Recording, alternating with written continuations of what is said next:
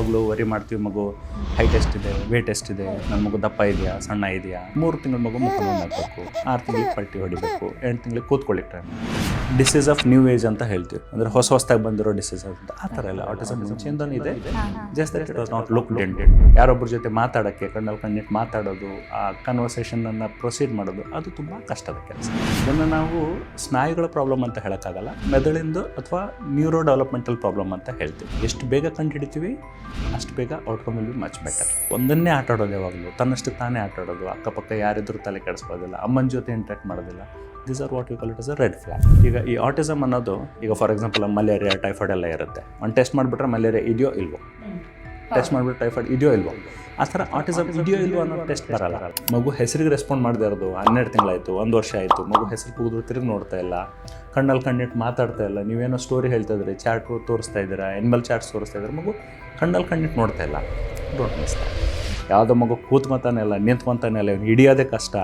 So typically ಅಜ್ಜಿಗಳು ಹೇಳ್ಬಿಡ್ತಾರೆ, ಅಯ್ಯೋ doctor ಅವ್ನು ಹಿಡಿಯೋದೇ ಕಷ್ಟ, ಆಡ್ಕೊಂಡಿರ್ತಾನೆ, ಮನೆ ತುಂಬ ಕಿತ್ತಾಕ್ಬಿಡ್ತಾರೆ. ಅಂಥ ಮಕ್ಕಳು we are at higher risk. ನಾವು ಹೆಂಗೆ ಬೆಳೆಸ್ತೀವಿ ಹಂಗೆ ಬೆಳೆಯುತ್ತೆ ಮಗು. ಹೇಳ್ತೀವಿ ನೀರು ಥರ ಇರುತ್ತೆ ಪಾಪ, ಯಾವ ಶೇಪ್ಗೆ ಹಾಕ್ತಾರೆ, ಬಾಟ್ಲ್ ಹಾಕ್ಯಾರ, ಬಾಟ್ಲು ತಟ್ಟೆಲಾಗಿ ಯಾವ ಥರ ಶೇಪಲ್ಲಿ ಹಾಕ್ತಾರೆ ಹಾಗೆ. ಅಜ್ಜಿ ಮಗು ಜೊತೆ ಆಟ ಆಡಲ್ವಾ, ಅಥವಾ ಮಗು ಅಜ್ಜಿ ಜೊತೆ ಆಟ ಆಡೋಲ್ಲ ಅನ್ನೋದು ಕ್ವಶನ್. ಬೆಳೆಯೋ ಏಜು, ಆ ಏಜಲ್ಲಿ ಮಗುಗೆ ಅದು ಸ್ಕಿಲ್ ಕಲಿತಾ ಇಲ್ಲ. ಸೊ ಈಗ ನೀವು ಸ್ಟೋರಿ ಹೇಳೋವಾಗ ಮಗು ಇಂಟ್ರಾಕ್ಟ್ ಮಾಡ್ತೇವೆ ಹ್ಞೂ ಅಂತ, ಮೊಬೈಲಿಂದ ನೋಡುವಾಗ ಇಂಟ್ರಾಕ್ಷನ್ ಇಲ್ಲ. ಪೇರೆಂಟ್ಸ್ ಹೇಳ್ತಾರೆ ಎಲ್ಲಾದ್ರೂ ಹೊರಗಡೆ ಕರ್ಕೊಂಡು ಹೋಗಿ ನಮ್ಗೆ ಹೆದರಿಕೆ, ಯಾಕಂದರೆ ಇವ್ನು ಕಂಟ್ರೋಲ್ ಮಾಡೋಕ್ಕೆ ಆಗಲ್ಲ. ಅವ್ರ ಮನೇಲಿ ಎಲ್ಲ ಎತ್ತು ಬಿಸಾಕ್ಬಿಟ್ಟ, ನಮ್ಗೆ ಯಾರಿಗಾದ್ರೂ ಮನೆ ಕರೆಯೋಕ್ಕೆ, ಯಾರು ಮನೆಗೆ ಹೋಗ್ಲಿಕ್ಕೆ ನಮ್ಗೆ ಹೆದರಿಕೆ. That is also can be symptom of autism. ಈಗ ನನ್ನ ಕೈ ಹಿಂಗೆ ತೋರಿಸಿದ್ರೆ ಏನು ಅನಿಸುತ್ತೆ, ಕೈ ಚೆನ್ನಾಗಿದೆ, ಇದು ಕೆಲಸ ಮಾಡುತ್ತೋ ಇಲ್ಲೋ, ಅದು ಕೆಲಸಕ್ಕೆ ಬಿದ್ದಾಗಲೇ ಗೊತ್ತಾಗುತ್ತೆ. So these are functional problems. ನಡೆಯುತ್ತೆ ಬಿಡು, ಇನ್ನೊಂದು 6 ತಿಂಗಳು, ಅವನು ಶೈ ನೇಚರು, ಆ ಥರ ಅಂತ ಅಸ್ಯೂಮ್ ಮಾಡ್ಕೊಳ್ಳೋ ಬದಲು ಬ್ರಿಂಗ್ ಇಟ್ ಯುವರ್ ಪೀಡಿಯಾಟ್ರಿಷಿಯನ್.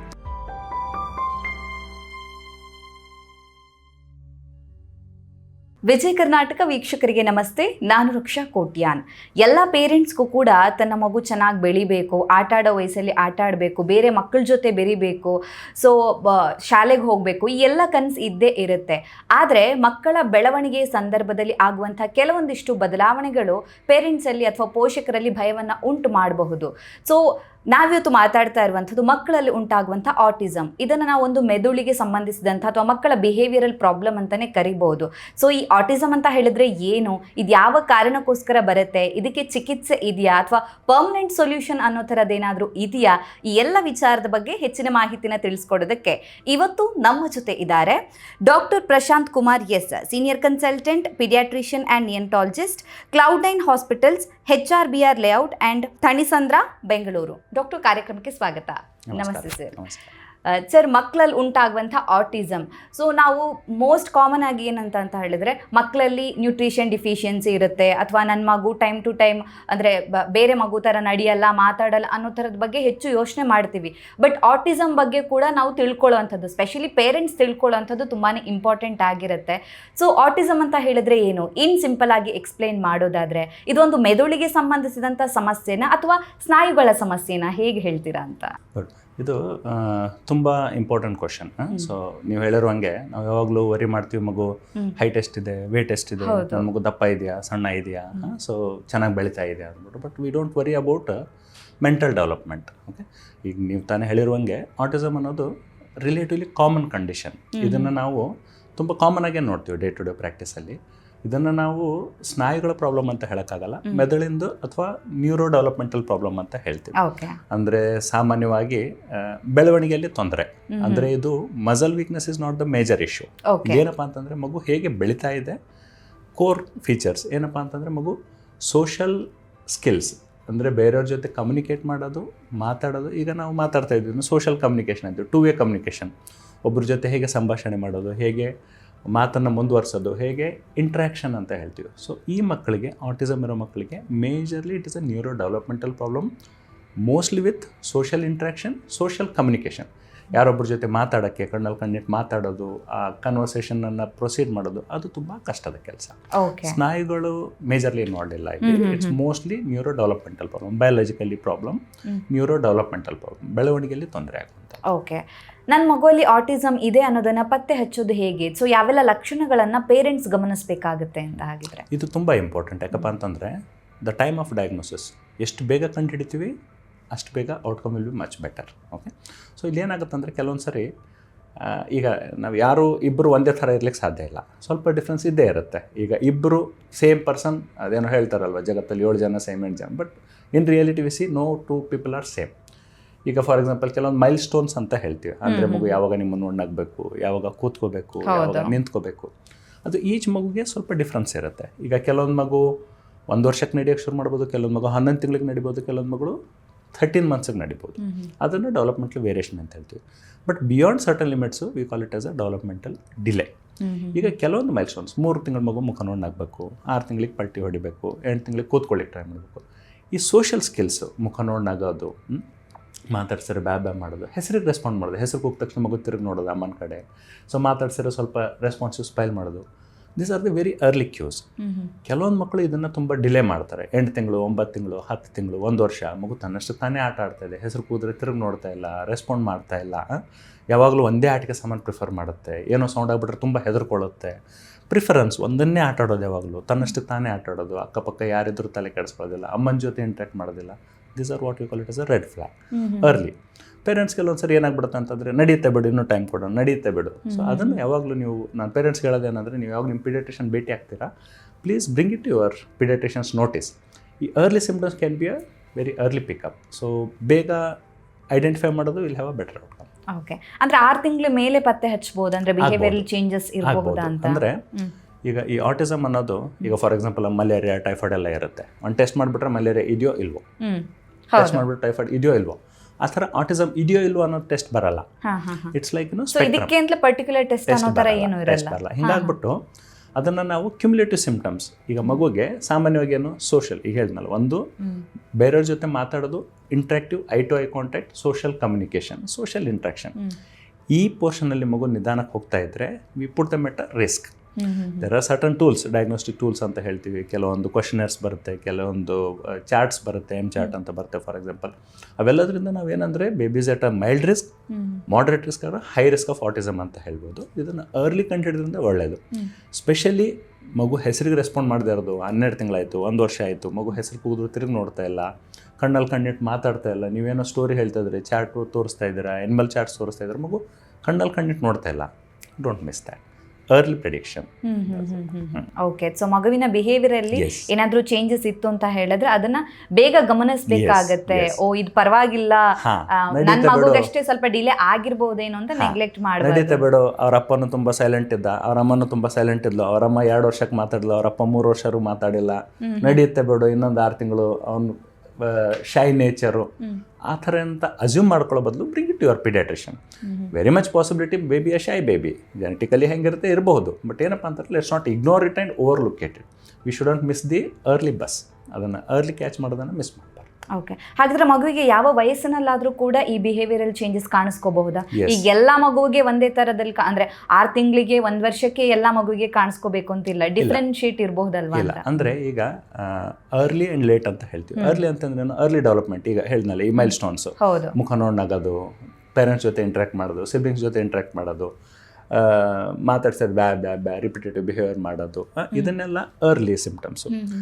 ಈ ಪೀಕ್ ಅಂದರೆ early, within 2 years the risk is high.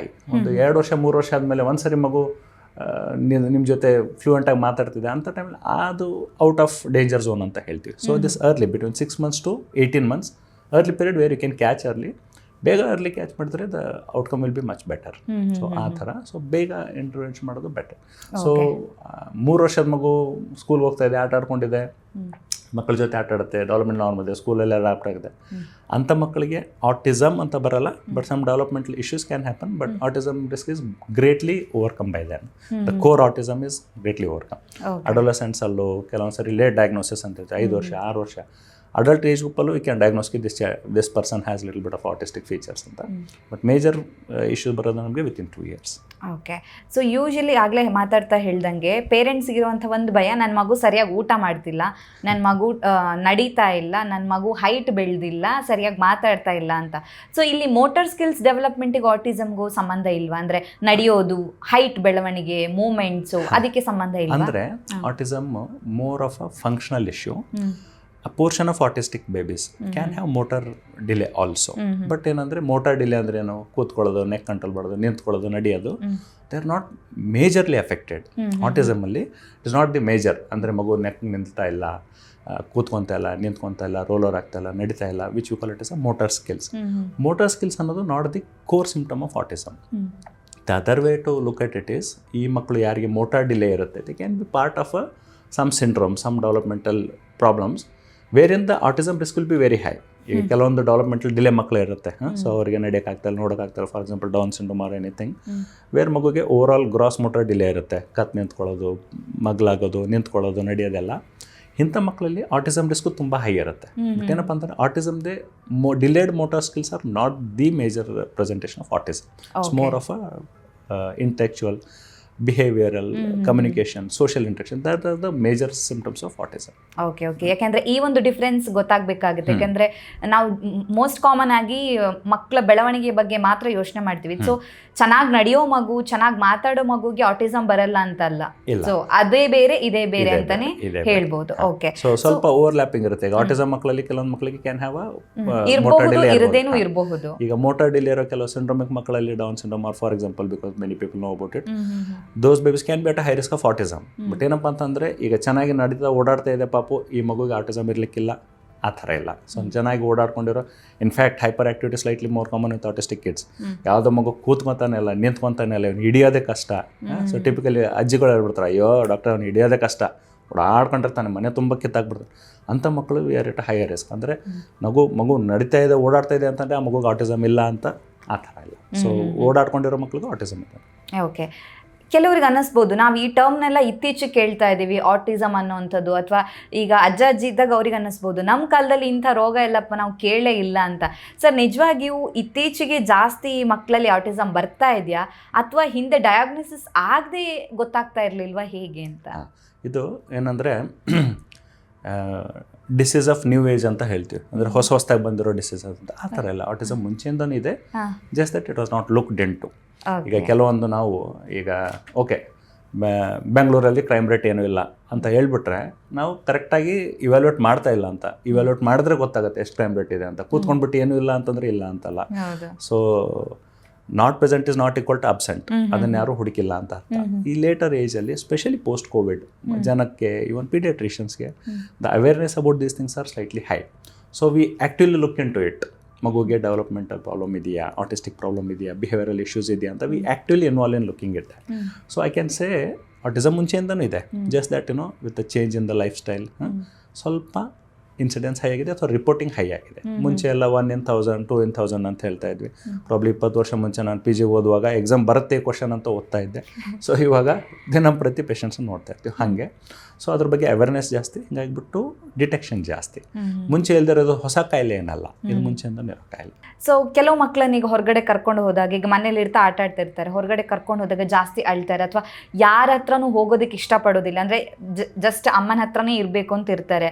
So ಇದೆಲ್ಲ ಕಾಮನ್ ಬಿಹೇವಿಯರ್ ಅಂತ ಹೇಳ್ತೀರಾ, ಹೇಗೆ? ಅಂದರೆ ಅದನ್ನು ಈಕ್ವಲ್ ಟು ಆಟಿಸಮ್ ಅಂತ ಅನ್ನೋಕ್ಕಾಗಲ್ಲ, but that can be a clinching point. ಅಂದರೆ ಯು ಫೀಲ್ ಲೈಕ್ ಅನ್ಯೂಶುವಲ್. ಈಗ ಹೇಳಿದ್ನಲ್ಲ, ಕೆಲವೊಂದ್ಸರಿ ಹೇಳ್ತಾರೆ, ಅವ್ರ ಅಪ್ಪನೂ ಹಂಗೆ ಇದ್ದ ಬಿಡು, ಯಾವಾಗಲೂ ಒಬ್ಬನೇ ಇರ್ತಾರೆ, ಅವ್ರ ಅಮ್ಮನ ಹಂಗೆ ಇದ್ದ ಬಿಡು, ಜನದ ಜೊತೆ ಮಿಂಗಲ್ ಆಗ್ತಿಲ್ಲ, shy character. Okay, whether it is acceptable limits beyond. ಈಗ ಉಲ್ಟಾ ಆಲ್ಸೋ ಕೆಲವೊಂದ್ಸರಿ ಪೇರೆಂಟ್ಸ್ ಹೇಳ್ತಾರೆ, ಎಲ್ಲಾದ್ರೂ ಹೊರಗಡೆ ಕರ್ಕೊಂಡು ಹೋಗಿ ನಾವು ಹೆದರಿಕೆ, ಯಾಕಂದರೆ ಇವ್ನು ಕಂಟ್ರೋಲ್ ಮಾಡೋಕ್ಕೆ ಆಗಲ್ಲ. ಅವ್ರ ಮನೇಲಿ ಎಲ್ಲ ಎತ್ತು ಬಿಸಾಕ್ಬಿಟ್ಟ, ನಮ್ಗೆ ಯಾರಿಗಾದ್ರೂ ಮನೆ ಕರೆಯೋಕ್ಕೆ, ಯಾರು ಮನೆಗೆ ಹೋಗ್ಲಿಕ್ಕೆ ನಮ್ಗೆ ಹೆದರಿಕೆ. That is also can be symptom of autism. ಒಂದು ಇಂಟ್ರೋವರ್ಟ್, ಯಾರಿಗೂ ಕಣ್ಣಲ್ಲಿ ಕಂಡಿರೋ ಸ್ಟ್ರೈಕಿಂಗ್ ಫೀಚರ್ ಇರಬೇಕು, ಕಣ್ಣಲ್ಲಿ ಕಂಡಿಟ್ಟು ನೋಡೋದೇ ಇಲ್ಲ ಮಗು. ಏನು ಪುಟ್ಟ ನಿನ್ನ ಹೆಸರು ಅಂತ ಅವನ್ನೆಲ್ಲೋ ನೋಡ್ತಾ ಇರ್ತಾನೆ. ಸೊ ಇಂಟ್ರಾಕ್ಷನ್ ಅನ್ನೋದು ತುಂಬ ಲ್ಯಾಕಿಂಗ್ ಇರುತ್ತೆ. ಮತ್ತು ವಿತೌಟ್ ಐ ಕಾಂಟ್ಯಾಕ್ಟ್ ತುಂಬ ಹೈಪರ್ ಆ್ಯಕ್ಟಿವಿಟಿ, ನಿಂತ್ಕೊಳ್ಳೋದೇ ಇಲ್ಲ ಪಾಪು. So hyperactivity, social detachment ಅಂತ ಹೇಳ್ತೀವಿ. ಆ ಮಗುಗೆ ಅಕ್ಕಪಕ್ಕ ಏನಾಗ್ತಾ ಇದೆ ಅನ್ನೋದು ಅವೇರ್ನೆಸ್ ಇರಲ್ಲ, ತನ್ನ ಲೋಕದಲ್ಲೇ ತಾನೇ ಇರೋದು. This are the early symptoms. ಇದನ್ನು ನಾವು ನಡೆಯುತ್ತೆ ಇನ್ನೂ ಕಾರಣ ಅಂತ ಅನ್ನೋ ಬದಲು just put it your paediatrician. So let's not miss that early influence. So this are can be a very early features of autism. Okay, ಹಾಗಿದ್ರೆ ಯಾಕೆ ಮಕ್ಕಳಲ್ಲಿ ಆಟಿಸಮ್ ಬರುತ್ತೆ? ಇದಕ್ಕೆ ಮುಖ್ಯ ಕಾರಣ ಏನು ಅಂತ ಸರ್? ಈಗ ಏನಪ್ಪ ಅಂತಂದರೆ, ಈಗ ಹೇಳಿದ್ವಲ್ಲ, ಈಗ ಒಂದು ಸೊಳ್ಳೆ ಕಚ್ಚಿದ್ರೆ ಡೆಂಗ್ಯೂ ಬರುತ್ತೆ, ಸೊ ಊಟದಲ್ಲಿ ಹೆಚ್ಚು ಕಡಿಮೆ ಆದರೆ ಟೈಫಾಯ್ಡ್ ಬರುತ್ತೆ. ಹಾಗೆ ಆಟಿಸಮ್ಗೆ ಇದರಿಂದ ಇದು ಬಂದುಬಿಡುತ್ತೆ. ನಾನೇನೋ ತಿಂದೆ ಅದಕ್ಕೆ ಬಂತು, ನಾನೇನು ಮಾಡಿದೆ, ಹಾಗೆಲ್ಲ ಇದನ್ನು ಮಲ್ಟಿಫ್ಯಾಕ್ಟೋರಿಯಲ್ ಅಂತ ಹೇಳ್ತೀವಿ. Most of the times some genetic predisposition ಇರುತ್ತೆ. So there are n number of genes which are attributed to autism. But ಏನಪ್ಪ ಅಂತಂದರೆ, it doesn't have like what we call single gene focus. For example, ಈ trisomy 21 ಕ್ರೋಮೋಸೋಮಲ್ಲಿ 3 ಭಾಗ ಬಂದರೆ ಅದನ್ನು downs ಆಗುತ್ತೆ ಅಂತ. ಆ ಥರ ಇದಕ್ಕೆ ಸಿಂಗಲ್ ಜೀನ್ ಫೋಕಸ್ ಇಲ್ಲ, but it's a multi genetic. So ಸ್ವಲ್ಪ ಏನಪ್ಪ ಅಂತಂದರೆ environmental influence of the genes can have an impact. So that epigenetics ಅಂತ ಹೇಳ್ತೀವಿ. So genetically predisposed, some sort of second hit theory ಅಂತಲೂ ಕರೀತಾರೆ ಅದಕ್ಕೆ. ಸೊ ಜೆನೆಟಿಕಲಿ ಪ್ರಿಡಿಸ್ಪೋಸ್ಡ್ ಸ್ವಲ್ಪ ತೊಂದರೆ ಇದೆ, ಅದ್ರ ಮೇಲೆ ಎನ್ವಿರಾನ್ಮೆಂಟಲ್, ಸೊ ಅದು ಸೆಕೆಂಡ್ ಹಿಟ್ಟಿಂದ ಆಗುತ್ತೆ. ಹೀಗೆ ಪಿನ್ ಪಾಯಿಂಟ್ ಮಾಡೋಕ್ಕಾಗಲ್ಲ ಇದರಿಂದ ಹಿಂಗಾಯಿತು ಅಂತ ಅಂದ್ಬಿಟ್ಟು. But it is largely majority of the times it is a genetical predisposition with environmental effects, epigenetics ಅಂತ ಕರಿತೀವಿ. So it has the genetic locus for it. Okay. So ಹಾಗಾದರೆ ಗರ್ಭದಲ್ಲಿರ್ತಾನೆ ಮಗುವಿಗೆ ಸಮಸ್ಯೆ ಇರಬಹುದು ಅಂದರೆ ಲೈಕ್ ಸಿಂಗಲ್ ಜೀನ್ ಇಲ್ಲ ಈಗ ಹೇಳ್ನಲ್ಲ, because I am taking the parents ಇಬ್ರದ್ದು ಇಂಪಾರ್ಟೆಂಟ್ ಆಗಿರುತ್ತೆ ಜೀನ್ಸ್ ಅಂತ, ತಂದೆ ತಾಯಿ ಇಬ್ರು. So it is genetically inherited. But ಏನಪ್ಪ ಅಂತಂದರೆ ಫ್ಯಾಮಿಲಿಯಲ್ಲಿ ಸ್ಟ್ರಾಂಗ್ ಟೆಂಡೆನ್ಸಿ ಇರುತ್ತೆ. ಪೇರೆಂಟ್ಸ್ಗೆ ಇದ್ದರೆ ಮಕ್ಳಿಗೆ ರಿಸ್ಕ್ ಹೈ. ಈಗ ಟ್ವಿನ್ಸಲ್ಲಿ ಹೇಳ್ತೀವಿ ಮೊನೋಜೈಗೋಟಿಕ್, 1 ಟ್ವಿನ್ಗಿದ್ರೆ ಇನ್ನೊಂದು ಟ್ವಿನ್ ಹೈ. ಸೊ ಬಾಯ್ಸಲ್ಲಿ high compared to the girls. So all this indicates there is a chances of either whether it is genetically higher response or X-linked dominance ಇದೆ. ಯಾಕಂದರೆ ಮಕ್ಕಳಲ್ಲಿ 2 to 3 times higher compared to the boy babies compared to the girl babies. So definitely there are genetic predisposition, but single gene ಇಲ್ಲ. ಈ chromosome 10 ಅಲ್ಲ ಆದರೆ autism ಆಗುತ್ತೆ, chromosome 15 ಆದರೆ ಆ ಥರ ಸಿಂಗಲ್ ಜೀನಲ್ಲಿ ಇಟ್ಸ್ ಅ ಮಲ್ಟಿಜೆನೆಟಿಕ್ ಇನ್ಹೆರಿಟೆನ್ಸ್ ಅಂತ ಹೇಳ್ತೀವಿ. ಓಕೆ ಓಕೆ ಡಾಕ್ಟರ್, ಈಗ ಮಕ್ಕಳಲ್ಲಿ ಬುದ್ಧಿಮಾಂದ್ಯತೆ, ಮಕ್ಕಳಲ್ಲಿ ಬರುವಂಥ ಆಟಿಸಮ್ ಡಿಫ್ರೆನ್ಸ್ ಹೇಗಿರುತ್ತೆ? ಬುದ್ಧಿಮಾಂದ್ಯತೆ ಅನ್ನೋದು ಪ್ಯೂರ್ಲಿ ಅದನ್ನು ಏನಂತೀವಿ IQ ಲೋ ಅಂತ ಹೇಳ್ತೀವಿ, ಅಂದರೆ ಮಗುವಿಗೆ ಕಲಿಕೆಯಲ್ಲಿ ತೊಂದರೆ ಇದೆ ಅಂತ. So autism is not directly equal to low IQ. So a portion of autistic ಮಕ್ಕಳಿಗೆ ಸ್ವಲ್ಪ low IQ possibility, but sometimes they will have very excellent skills in something else. So not necessarily main ಸ್ಟ್ರೀಮಲ್ಲಿ ಓದಕ್ಕೆ ಅಂದ್ರೆ they will be very good with laptop ಕೊಟ್ಬಿಟ್ರೆ ಎಲ್ಲ ಬಿಚ್ ಮತ್ತೆ ಹಾಕಿ ಕೊಟ್ಬಿಡ್ತಾರೆ 10 years ಮಗು ಹಾಗೆ. So they will have that extra skill. ಅದನ್ನು ನಾವು ಬುದ್ಧಿಮಾಂದ್ಯತೆ ಅಂತ ಹೇಳೋಕ್ಕಾಗಲ್ಲ. So yes, so compared general ಪಾಪ್ಯುಲೇಷನ್ಗಿಂತ ಅಂದ್ರೆ ಒಂದು ಕನ್ಫ್ಯೂಷನ್ ಇರ್ಬೋದು. ಮಗುವಿನ ಬಿಹೇವಿಯರ್ ಚೇಂಜ್ ಇತ್ತು ಅಂದ್ರೆ ನಾವು ಎಲ್ಲದಕ್ಕೂ ಕೂಡ ಜನರಿಕ್ ಆಗಿ ಹೇಳ್ಬಿಡ್ತೀವಿ, ಓ ಆ ಮಗುಗೆ ಬುದ್ಧಿಮಾಂದ್ಯತೆ ಇರ್ಬೋದು ಅಂತ. ಯಾಕಂದ್ರೆ ಹಳ್ಳಿ ಕಡೆ ಸ್ವಲ್ಪ ಈ ತರ ಥಿಂಕ್ ಮಾಡೋದು ಜಾಸ್ತಿ ಇರುತ್ತೆ ಅಂತ. ಆಟಿಸಮ್ ಅನ್ನೋದು ಬುದ್ಧಿಮಾಂದ್ಯತೆ ಸೇಮ್ ಅಲ್ಲ. ಆಟಿಸಮ್ ಮಕ್ಕಳಲ್ಲಿ ಕೆಲವೊಂದ್ಸರಿ ಸೂಪರ್ ಸ್ಕಿಲ್ಸ್ ಇರ್ಬೋದು ಬೇರೆ ಯಾವುದೋ ಫೀಲ್ಡಲ್ಲಿ, ಮೇನ್ ಸ್ಟ್ರೀಮ್ ಸ್ಕೂಲ್ಗೂ ಹೋಗ್ಬೋದು, ಕಲಿಕೆಯಲ್ಲೂ ಚೆನ್ನಾಗಾಗ್ಬೋದು. ಅದನ್ನು ಬುದ್ಧಿಮಾಂದ್ಯತೆ ಅಂತ ಹೇಳಲಿಕ್ಕಾಗಲ್ಲ. ಎಸ್, ಸ್ವಲ್ಪ ಜನರಲ್ ಪಾಪ್ಯುಲೇಷನ್ ಕಂಪೇರ್ ಮಾಡಿದ್ರೆ ಆಟಿಸಮ್ ಮಕ್ಕಳಲ್ಲಿ ಸ್ವಲ್ಪ ಕಲಿಕೆಯಲ್ಲಿ ತೊಂದರೆ ಆಗೋ chances high. So but it is not equal to ಬುದ್ಧಿಮಾಂದ್ಯತೆ. ಓಕೆ. ಸೊ ನೀವು ಆಗಲೇ ಮಾತಾಡ್ತಾ ಹೇಳಿದ್ರಿ ಇದು ಸ್ವಲ್ಪ ಜೆನೆಟಿಕಲಿ ಕೂಡ ಬರಬಹುದು, ಈ ಥರದ್ದೇ ಪಿನ್ ಪಾಯಿಂಟ್ ಮಾಡಿ ಹೇಳೋದಕ್ಕಾಗೋದಿಲ್ಲ ಅಂತ. ಆದರೂ ಕೆಲವೊಂದಿಷ್ಟು ಯಾವ ಕಾರಣಕ್ಕೋಸ್ಕರ ಬರುತ್ತೆ ಅನ್ನೋ ವಿಚಾರದಲ್ಲಿರುವಂಥ ಡೌಟ್ಸ್ ಬಗ್ಗೆ ಕೇಳ್ತೀನಿ ಸರ್. ಮಕ್ಕಳಿಗೆ ಹೆಚ್ಚು ಮೊಬೈಲ್ ಕೊಟ್ಟರೆ ಈ ಥರ ಸಮಸ್ಯೆ ಬರುತ್ತೆ, ಮಕ್ಕಳಲ್ಲಿ ಬಿಹೇವಿಯರಲ್ ಚೇಂಜಸ್ ಆಗುತ್ತೆ ಅಂತೆಲ್ಲ ಹೇಳ್ತಾರೆ. ಹೌದಾ? ಅಂದರೆ ಆ ಥರ ಮಿಸ್ಟೇಕ್ಸ್ ಕಾರಣ ಆಗುತ್ತಾ? ಏನಪ್ಪ ಅಂತಂದರೆ ಮೊಬೈಲಿಂದ ಆಟಿಸಮ್ ಆಗುತ್ತೆ ಅಂತ ಹೇಳೋಕ್ಕಾಗಲ್ಲ. ಅದು ಈಗ general term, it's not a diagnostic term, virtual autism ಅಂತ ಹೇಳ್ತೀವಿ.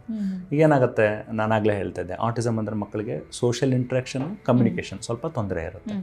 ಈಗ ಫಾರ್ ಎಕ್ಸಾಂಪಲ್ ನಾವೀಗ ಮಾತಾಡ್ತಾ ಇದ್ವಿ, 2 way ಕಮ್ಯುನಿಕೇಷನ್ ಅಂತ ಹೇಳ್ತೀವಿ. ನೀವು ಹೇಳ್ತಾ ಇದ್ರು, ನಾನು ಕೇಳ್ತೇನೆ, ನಾನು ಹೇಳ್ತೇನೆ. ಮೊಬೈಲ್ ನಿಮ್ಮ ಜೊತೆ ಇಂಟ್ರಾಕ್ಟ್ ಮಾಡಲ್ಲ, ಅದ್ರ ಪಾಡಿಗೆ ಅದು ಹೋಗ್ತಾ ಇರುತ್ತೆ. ಸೊ ಮಗು ನೋಡಲಿ ಬಿಡಲಿ ಆ ವಿಡಿಯೋ ಓಡ್ತಾನೆ ಇರುತ್ತೆ. ಸೊ ಹಂಗಾಗ್ಬಿಟ್ಟು ಮಗುಗೆ ಏನಾಗುತ್ತೆ, ಆ ಇಂಟ್ರಾಕ್ಟಿವ್ ಸ್ಕಿಲ್ ಡೆವಲಪ್ ಆಗಲ್ಲ, 2 way ಕಮ್ಯುನಿಕೇಷನ್ ಆಗಲ್ಲ. ಎರಡನೇದ್ದು, ಮೊಬೈಲಲ್ಲಿ ಈಗ ಫಾರ್ ಎಕ್ಸಾಂಪಲ್ ನೀವು ನ್ಯೂಸ್ ಪೇಪರ್ ಲಿಟ್ರಲಿ ಓದಿದ್ರೆ ಅದು ಫಸ್ಟ್ ಪೇಜ್ ಲಾಸ್ಟ್ ಪೇಜ್ ಮುಗೀತು, ಸೈಡ್ಗೆ ಇಟ್ಬಿಟ್ರೆ ಮುಗೀತು ನ್ಯೂಸ್ ಪೇಪರ್ ಓದೋದು. ಅದೇ ನೀವು ಆನ್ಲೈನ್ ಕೂತ್ರೆ ದಿನಪೂರ್ತಿ ಮುಗಿಯುತ್ತೆ, ಬಟ್ ಅದು ಮುಗಿಯಲ್ಲ, ಅದು ಅನ್ಇಂಟ್ರಪ್ಟೆಡ್ ಬರ್ತಾನೇ ಇರುತ್ತೆ ನಿಮ್ಮ ಫೀಡ್ಸ್. ಈಗ ನೀವು ಒಂದು 10 ನಿಮಿಷ ನಾನು ಸುಮ್ಮನೆ ಇನ್ಸ್ಟಾಗ್ರಾಮಲ್ಲಿ ಕೂತ್ಕೊಂಡು 10 ನಿಮಿಷದಲ್ಲಿ ಒಂದು ಮುಗಿಯಲ್ಲ, ಅದು ಅರ್ಧ ಗಂಟೆ ಆದರೂ ಹೋಗ್ತಾನೆ ಇರುತ್ತೆ. So that uninhibited stimulation, over stimulation to the brain, lack of 2 way communication, ಮಗು ಬೇರೆಯವ್ರ ಜೊತೆ ಕಣ್ಣಲ್ಲಿ ಕಣ್ಣಿಟ್ಟು ಮಾತಾಡಿ ಇಂಟ್ರ್ಯಾಕ್ಟ್ ಮಾಡೋದನ್ನು ಕಟ್ಟಬರುತ್ತೆ. ಸೊ ಅದು that behaves almost like autism. So ಮೊಬೈಲಿಂದ ಆಟಿಸಮ್ ಬರಲ್ಲ, but we use term like a virtual autism. ಅಂದರೆ it behaves like autism. Difference ಏನಂದರೆ ಈ ಮೊಬೈಲ್ ಎಕ್ಸ್ಪೋಜರ್ ಅದರಿಂದ ಆಗೋದು ಇಟ್ಸ್ ಲೈಕ್ ಅ ರಿವರ್ಸಿಬಲ್. ನಾವು ಅರ್ಲಿ ಇಂಟರ್ವೆನ್ ಮಾಡಿಬಿಟ್ಟು ಅದನ್ನು ಸ್ಟಾಪ್ ಮಾಡಿಬಿಟ್ಟು ಮಕ್ಕಳ ಜೊತೆ ಆಟ ಆಡಕ್ಕೆ ಬಿಟ್ಟು ಹೋಗು ಪಾರ್ಕ್ ಹೋಗೋ ಆಟ ಆಡೋದು ಮಾಡಿಬಿಟ್ರೆ ಅದು reversible. That is the genetically inherited autism is not reversible. Okay okay. So in case ಈಗ ಆಟಿಸಮ್ ಇಲ್ಲದೇ ಇದ್ರೂ ಕೂಡ ಇತ್ತೀಚಿನ ದಿನಗಳಲ್ಲಿ ಹೆಂಗಾಗಿದೆ ಅಂತ ಹೇಳಿದ್ರೆ, ಮಕ್ಳಿಗೆ ಮೊಬೈಲ್ ಕೊಟ್ಬಿಟ್ರೆ ಅವ್ರು ಬೇರೆಯವ್ರ ಜೊತೆ ಮಾತೇ ಆಡಲ್ಲ. ತುಂಬಾ ಜನ ಈಗ ಮನೇಲಿ ಗ್ರ್ಯಾಂಡ್ ಪೇರೆಂಟ್ಸ್ ಇತ್ತು ಅಥವಾ ಅಜ್ಜ ಅಜ್ಜಿ ಇದ್ದು ಅಂತ ಹೇಳ್ತಾರೆ, ಲೈಕ್ ಈಗಿನ ಮಕ್ಕಳು ನಮ್ಮ ಜೊತೆ ಮಾತಾಡಲ್ಲ, ಯಾರ ಜೊತೆ ಬೆರೆಯಲ್ಲ, ಮೊಬೈಲ್ ಇದ್ರೆ ಸಾಕು ಅನ್ನೋ ಥರದಿರುತ್ತೆ. ಸೊ ಎಲ್ಲ ಮಕ್ಕಳು ಫೋನ್ ಜಾಸ್ತಿ ನೋಡ್ತಾರೆ ಅಂದ್ರೆ ಅದು ಆಟಿಸಮ್ ಅಂತ ಅಲ್ಲ. ಆ ಥರ ಡೆಫಿನೇಷನ್ ಕೊಡೋದಕ್ಕಾಗೋದಿಲ್ಲ. ಫೋನಿಂದ ಆಟಿಸಮ್ ಆಗಲ್ಲ, ಬಟ್ ಸಿಂಪ್ಟಮ್ಸ್ ಆ ಥರದ್ದು ಬರುತ್ತೆ. ಅದನ್ನು ಆಟಿಸಮ್ ಅಂತ ಹೇಳೋದು. Because autism is a neurologically problem, neurogenetical or neuro developmental problem. ಇದು ಅನ್ನೋದು ವರ್ಚುವಲ್ ಆಟಿಸಮ್. ಆ ಮಗುನ ಹಂಗೆ ಬಿಹೇವ್ ಮಾಡ್ಬಿಡುತ್ತೆ. ಯಾಕಪ್ಪ ಅಂತಂದರೆ ಆ ಮಗುಗೆ ಹಂಗೆ ಕಲಿಸ್ತಾ ಇದ್ವಿ. ಈ ಮಗು ಏನೋ ಕಲಿಕೆ, ನಾವು ಹೆಂಗೆ ಬೆಳೆಸ್ತೀವಿ ಹಂಗೆ ಬೆಳೆಯುತ್ತೆ ಮಗು. ಹೇಳ್ತೀವಿ ನೀರು ಥರ ಇರುತ್ತೆ ಪಾಪು, ಯಾವ ಶೇಪ್ಗೆ ಹಾಕ್ತಾರೆ, ಬಾಟ್ಲ್ ಹಾಕ್ತಾರೆ, ಬಾಟ್ಲು ತಟ್ಟೆಲಾಗಿ ಯಾವ ಥರ ಶೇಪಲ್ಲಿ ಹಾಕ್ತಾರೆ ಹಾಗೆ. ಆ ಮಗುಗೆ ಆ ಸ್ಟಿಮ್ಯುಲೇಷನ್ ಸಿಗೋದ್ರಿಂದ baby develop symptoms similar to autism. But mobile ನೋಡೋದ್ರಿಂದ ಆಟಿಸಮ್ ಆಗಲ್ಲ. ನೀವು ಹೇಳ್ರು ಹಂಗೆ ಅಜ್ಜ ಅಜ್ಜಿ mobile addiction is highest in more than 60 years also. So ಅಜ್ಜ ಅಜ್ಜಿ ಮಗು ಜೊತೆ ಆಟ ಆಡಲ್ವಾ ಅಥವಾ ಮಗು ಅಜ್ಜ ಅಜ್ಜಿ ಜೊತೆ ಆಟ ಆಡಲ್ವಾ ಅನ್ನೋದು ಕ್ವಶನ್. ಈಗ ನೋಡಿ ನೀವು ಏಜ್ ಆದವ್ರನ್ನ ಅವರು ಮೊಬೈಲಲ್ಲೇ ಅಡಿಕ್ಟೆಡ್. ಹಿಂಗಾಗ್ಬಿಟ್ಟು ಎಲ್ಲಿಂದ ಎಲ್ಲಿ ಬನ್ನೋದು ಅನ್ನೋದು ಕ್ವಶನ್ ಮಾರ್ಕ್. ಮಗು ಅಜ್ಜ ಅಜ್ಜಿ ಜೊತೆ ಆಟ ಆಡಲ್ವಾ, ಅಜ್ಜ ಅಜ್ಜಿ ಮಗು ಜೊತೆ ಆಟ ಆಡೋಕೆ ಟೈಮ್ ಅಲ್ಲ ಅನ್ನೋದು ಕ್ವಶನ್. ಬಟ್ ಆ 2-way ಕಮ್ಯುನಿಕೇಶನ್ ಮಗು ಬೆಳೆಯೋ ಏಜು, ಆ ಏಜಲ್ಲಿ ಮಗುಗೆ ಅದು ಸ್ಕಿಲ್ ಕಲಿತಾ ಇಲ್ಲ. ಸೊ ಈಗ ನೀವು ಸ್ಟೋರಿ ಹೇಳುವಾಗ ಮಗು ಇಂಟ್ರಾಕ್ಟ್ ಮಾಡ್ತೇವೆ ಹ್ಞೂ ಅಂತ, ಆ ಮೊಬೈಲಿಂದ ನೋಡುವಾಗ ಇಂಟ್ರಾಕ್ಷನ್ ಇಲ್ಲ, ಆ ಮಗು ಹಾಗೆ. ಸೊ ಹಿಂಗಾಗ್ಬಿಟ್ಟು ಮಗುಗೆ ಆ 2-way ಕಮ್ಯುನಿಕೇಶನ್, ಬೇರೆ ಜೊತೆ ಮಾತಾಡೋದು, ಕಣ್ಣಲ್ಲಿ ಕಣ್ಣಿಟ್ಟು ನೋಡೋದು, ಕ್ವಶನ್ ಕೇಳಿದಾಗ ರಿಪ್ಲೈ ಮಾಡೋದು, ಅದು ಬೆಳವಣಿಗೆ ಬೆಳೆಯಲ್ಲ. ಸೊ ಹಿಂಗಾಗ್ಬಿಟ್ಟು it behaves like autism. Okay, vaccine ಹಾಕ್ಸಿದ್ರೆ ಅಥವಾ ಲಸಿಕೆ ಹಾಕ್ಸಿದ್ರೆ ಆಟಿಸಮ್ ಬರುತ್ತೆ ಅನ್ನೋದು ಎಷ್ಟು ಮಟ್ಟಿಗೆ ಸತ್ಯ ಸರ್? ಇದು has been proven beyond doubts multiple times and multiple things. So autism will not be caused by the vaccines. So ವ್ಯಾಕ್ಸಿನ್ಗೆ ಹೆಸಿಟೇಷನ್ ಬೇಡ. Any vaccine has not been proven to be the causative agent for the autism. So ವ್ಯಾಕ್ಸಿನ್ಗೂ ಆಟಿಸಮ್ಗೂ ಸಂಬಂಧ ಇಲ್ಲ. Okay, ನೀವಾಗಲೇ ಹೇಳಿದ್ರೆ ಇದೊಂದು behavioural problem ಆಗಿರುತ್ತೆ. ಅಂದರೆ ಮಗುವಿನ ಆಕ್ಟಿವಿಟಿ ಶುರು ಆದಮೇಲೆ ಪೇರೆಂಟ್ಸಿಗೆ ಬಿಹೇವಿಯರ್ ಹೆಂಗಿರುತ್ತೆ ಏನು ಎತ್ತ ಅಂತ ಪತ್ತೆ ಹಚ್ಚೋದಕ್ಕೆ ಅಥವಾ ಸಿಂಪ್ಟಮ್ಸನ್ನು ನೋಡೋದಕ್ಕೆ ಸಾಧ್ಯ ಆಗುತ್ತೆ ಅಂತ. ಸೊ ಜೆನೆಟಿಕಲಿ ಕೂಡ ಬರುವಂಥ ಚಾನ್ಸಸ್ ಇರೋದ್ರಿಂದಾಗಿ ಪೇರೆಂಟ್ಸಿಗೆ ಒಂದು ಡೌಟ್ ಬರುತ್ತೆ, ಯಾಕೆ ನಾನು ಗರ್ಭಿಣಿ ಇರಬೇಕಾದ್ರೆ ಸ್ಕ್ಯಾನಿಂಗ್ ಮಾಡಬೇಕಾದ್ರೆ ಮಗುವಿಗೆ ಪ್ರಾಬ್ಲಮ್ ಇರೋದು ಗೊತ್ತಾಗಲ್ವಾ, ಅಥವಾ ಮಗು ಹುಟ್ಟಿದ ತಕ್ಷಣ ಏನು ಗೊತ್ತಾಗಲ್ವಾ, ಅಂದರೆ ನ್ಯೂರೋಲಾಜಿಕಲ್ ಪ್ರಾಬ್ಲಮ್ಸ್ ಇದ್ರೆ ಗೊತ್ತಾಗಲ್ವಾ ಅಂತ. ಸೊ ಮುಂಚೆನೇ ಪತ್ತೆ ಹಚ್ಚೋದಕ್ಕೆ ಆಗೋದಿಲ್ವಾ ಸರ್, ಹೇಗೆ ಅಂತ? ಈಗ ಏನಪ್ಪ ಅಂತಂದರೆ ಆಗ್ಲಿದಂಗೆ ಇದು ಸ್ಟ್ರಕ್ಚರಲ್ ಪ್ರಾಬ್ಲಮ್ ಅಲ್ಲ. ಈಗ ನನ್ನ ಕೈ ಹಿಂಗೆ ತೋರಿಸಿದ್ರೆ ಏನು ಅನಿಸುತ್ತೆ, ಕೈ ಚೆನ್ನಾಗಿದೆ, ಇದು ಕೆಲಸ ಮಾಡುತ್ತೋ ಇಲ್ಲೋ ಅದು ಕೆಲಸಕ್ಕೆ ಬಿದ್ದಾಗಲೇ ಗೊತ್ತಾಗೋದು. So these are functional problems. ಸ್ಕ್ಯಾನಲ್ಲಿ ಏನು ನೋಡ್ತೀವಿ, ಮಗು ಹಾರ್ಟ್ ಹೆಂಗಿದೆ, ಬ್ರೈನ್ ಹೆಂಗಿದೆ, ಕಣ್ಣು ಹೆಂಗಿದೆ, ಲಿವರ್ ಹೆಂಗಿದೆ, ಕಿಡ್ನಿ ಹೆಂಗಿದೆ, ಅದು ಬೆಳವಣಿಗೆ ಚೆನ್ನಾಗಿದೆ. ಆ ಫಂಕ್ಷನ್ಸ್ ಹೆಂಗೆ ಮಾಡುತ್ತೆ ಅದಾಗಲ್ಲ. As and when we speak ನಾವು, ಈಗ ಕೆಲವೊಂದು ಸರಿ ಸ್ಟ್ರಾಂಗ್ ಜೆನೆಟಿಕಲ್ ಪ್ರಿಡಿಸ್ಪೊಸಿಷನ್ ಅಂತ ಹೇಳ್ತೀವಿ. ಸೊ ಸ್ಟ್ರಾಂಗ್ ಜೆನೆಟಿಕ್ ಪ್ರಾಬ್ಲಮ್ಸ್ ಇದೆ ಮನೆಯಲ್ಲಿ. ಅಂಥ ಟೈಮಲ್ಲಿ ಈ ಮಗುಗೆ ಆ ಜೆನೆಟಿಕ್ ಕಂಡೀಷನ್ ಬರೋ ರಿಸ್ಕ್ ಹೈ. ಅಂಥ ಜೆನೆಟಿಕ್ ಕಂಡೀಷನಲ್ಲಿ risk of autism is high. ಹಾಗೆ ಸ್ಟ್ರಾಟಿಫೈ ಮಾಡ್ಬೋದು ವಿನಃ ಏನೋ regular pregnancy scan, anomaly scan ಅದರಲ್ಲಿ ಮಗು ಮುಂದೆ ಆಟಿಸಮ್ ಆಗುತ್ತೋ ಇಲ್ಲ ಅನ್ನೋದು ಕಂಡುಹಿಡಿಯೋಕ್ಕಾಗಲ್ಲ. Thank you sir, thank you so much. ನಮ್ಮ ಇವತ್ತಿನ ಕಾರ್ಯಕ್ರಮದಲ್ಲಿ ಆಟಿಸಮ್ ಬಗ್ಗೆ ಹೆಚ್ಚಿನ ಮಾಹಿತಿನ ತಿಳಿಸ್ಕೊಟ್ಟಿದ್ದೀರ. ಸೊ ನಾವು ಇತರ ಎಲ್ಲ ಆರೋಗ್ಯ ಸಮಸ್ಯೆಗಳ ಬಗ್ಗೆ ಮಗುವಿನ ವಿಚಾರದಲ್ಲಿ ಮಾತಾಡ್ತೀವಿ, ಬಟ್ ಈ ವಿಚಾರದ ಬಗ್ಗೆ ಕೂಡ ಅಂದರೆ ಮಗುವಿನ ಬಿಹೇವಿಯರಲ್ ಪ್ರಾಬ್ಲಮ್ ಬಗ್ಗೆ ಕೂಡ ಗಮನಿಸಬೇಕಾಗತ್ತೆ. ಸ್ಪೆಷಲಿ ಪೇರೆಂಟ್ಸ್ ಆ 1 ವರ್ಷ 1.5 ವರ್ಷದ ಟೈಮಲ್ಲಿ ಅದನ್ನು ಗಮನಿಸಬೇಕಾಗತ್ತೆ. ಪೀಡಿಯಾಟ್ರಿಷಿಯನ್ ಹತ್ರ ಹೋಗಿ ಸರಿಯಾದ ಟ್ರೀಟ್ಮೆಂಟ್ ಅಂದರೆ ಥೆರಪಿಗಳನ್ನ ತಗೋಬೇಕಾಗತ್ತೆ. ಆ್ಯಂಡ್ ಪೇರೆಂಟ್ಸ್ ಸ್ಟ್ರಾಂಗ್ ಆಗಿರಬೇಕು ಈ ವಿಚಾರದಲ್ಲಿ. ಅಯ್ಯೋ ನನ್ನ ಮಗುಗೆ ಆಟಿಸಮ್ ಬಂತು ಅಂತ ಕುಗ್ಗಿ ಹೋಗೋದಲ್ಲ, ಆದಷ್ಟು ಮ್ಯಾನೇಜ್ ಮಾಡೋದಕ್ಕೆ ಟ್ರೈ ಮಾಡಬೇಕಾಗತ್ತೆ. ಈ ವಿಚಾರದ ಬಗ್ಗೆ ಇರುವಂತಹ ಮಿತ್ಸ್ ಯಾವುದೆಲ್ಲ, ಯಾವುದು ಆ್ಯಕ್ಚುಲಿ ಸೈನ್ಸ್ ಪ್ರಕಾರ ಅಥವಾ ವೈದ್ಯಕೀಯವಾಗಿ ನೋಡೋದಾದರೆ ಆಟಿಸಮ್ ಅಂತ ಹೇಳಿದರೆ ಏನು, ಹೇಗೆ ಪೇರೆಂಟ್ಸ್ ಗಮನಿಸಬೇಕಾಗತ್ತೆ ಮಗುವಿನ ಕೆಲವೊಂದಿಷ್ಟು ಲಕ್ಷಣಗಳನ್ನು. ಸೊ ಎಲ್ಲ ವಿಚಾರದ ಬಗ್ಗೆ ನಮಗೆ ಹೆಚ್ಚಿನ ಮಾಹಿತಿಯನ್ನು ಸ್ಪೆಷಲಿ ಪೇರೆಂಟ್ಸಿಗೆ ಒಂದು ಸಿಂಪಲ್ ಆಗಿರುವಂಥ ಇನ್ಫಾರ್ಮೇಷನನ್ನು ಕೊಟ್ಟಿದ್ದೀರಾ. Thank you sir, thank you so much. Thank you. ನಮ್ಮ ಇವತ್ತಿನ ಕಾರ್ಯಕ್ರಮದಲ್ಲಿ ಆಟಿಸಮ್ ವಿಚಾರದ ಬಗ್ಗೆ ಡಾಕ್ಟರ್ ನಮಗೆ ಹೆಚ್ಚಿನ ಮಾಹಿತಿಯನ್ನು ತಿಳಿಸ್ಕೊಟ್ಟಿದ್ದಾರೆ. ಆರೋಗ್ಯಕ್ಕೆ ಸಂಬಂಧಿಸಿದಂಥ ಹೆಚ್ಚಿನ ವಿಡಿಯೋಗಳನ್ನು ನಮ್ಮ ವಿಜಯ್ ಕರ್ನಾಟಕ ಹೆಲ್ತ್ ಪೇಜ್ನಲ್ಲಿ ನೀವು ನೋಡಬಹುದು.